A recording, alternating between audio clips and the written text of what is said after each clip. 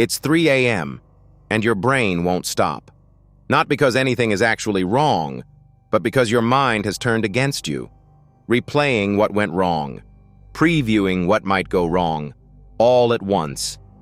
This isn't anxiety. This isn't sensitivity.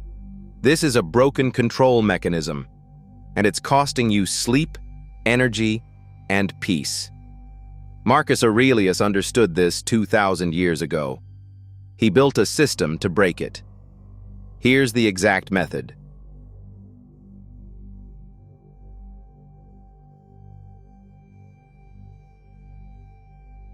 Modern psychology gave it a name: the default mode network. The part of your brain that activates when nothing urgent is happening.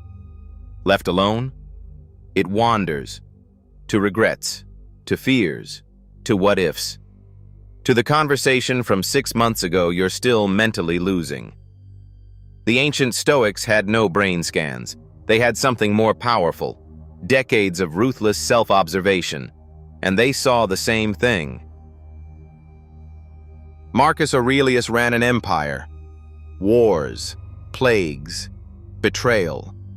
He wrote about his own spiraling mind, alone, by candlelight, at the end of brutal days.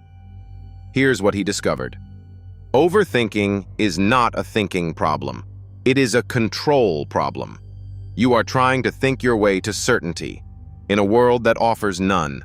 The harder you think, the further certainty gets. That's not a bug, that's the trap. Marcus wrote, "You have power over your mind, not outside events." Hear what he's actually saying. The overthinker doesn't lack mental power.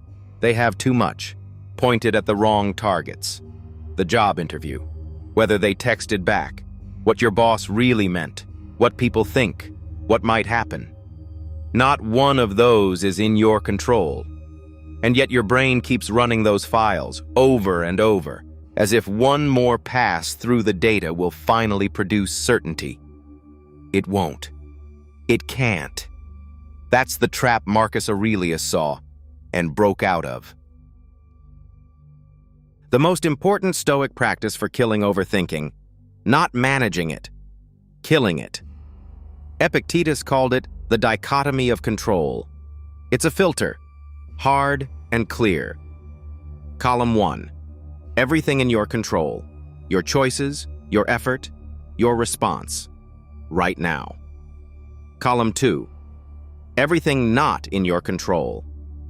Other people, outcomes, the past, the future. Every time you catch yourself overthinking, ask, which column is this in? Column 2? Place it there. Consciously. Release it. Your brain overthinks what it believes it can still control. Remove that belief. The loop stops. Confine yourself to the present. Marcus Aurelius. Not a suggestion, a command. Overthinking lives in 2 time zones, neither of which is now. The past, which cannot be changed. The future, which cannot be known. Neither is real right now. The Stoic answer, a physical anchor. Your breath, the weight of your body, the temperature of the air, the sounds in the room. Not to escape your problems, to return to the only place where your problems can actually be solved.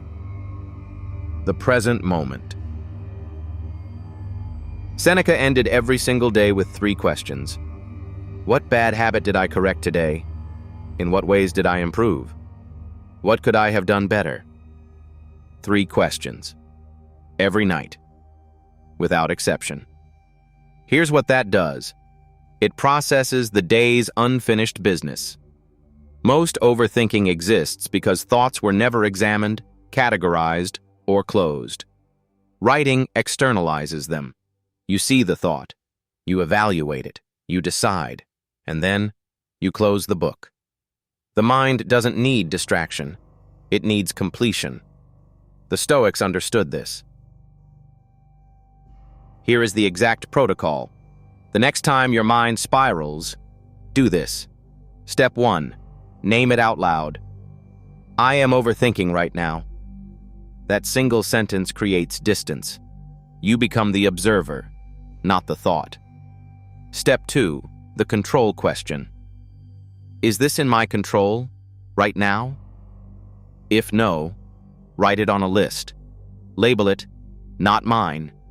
If yes, identify one action. One, not a plan. One action. Do it or schedule it. Then stop.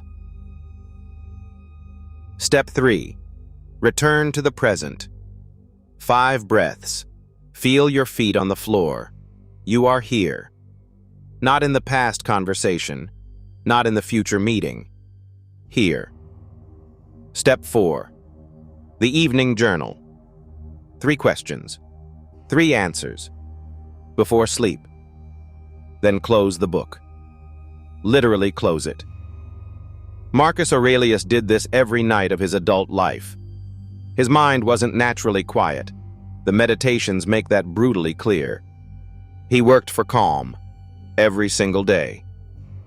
So can you.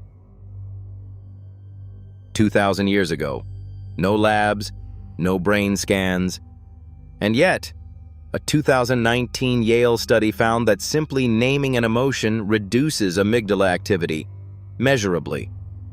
The Stoics called it rational choice. Science calls it cognitive reappraisal. Same mechanism, different century. Dr. Ethan Cross at University of Michigan. Mental distancing, stepping back from thoughts rather than being inside them, is among the most effective tools against rumination. The Stoics called it the view from above. They already knew, 2,000 years before the research. Overthinking is not your personality. Stop treating it like one. It is a habit of using the mind to solve what the mind cannot solve.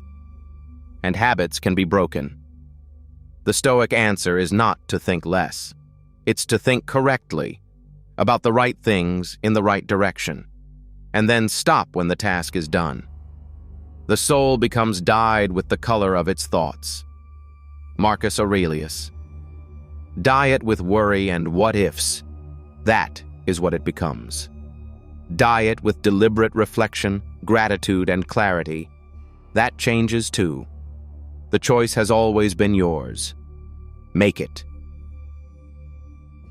If you want to make these practices automatic, the Stoic Morning Journal is in the description. 90 days of structured prompts. Exactly what the Stoics did each morning. Examine the mind before the world gets to it. Subscribe to Lumen Press. Ancient wisdom. For people who are done overthinking.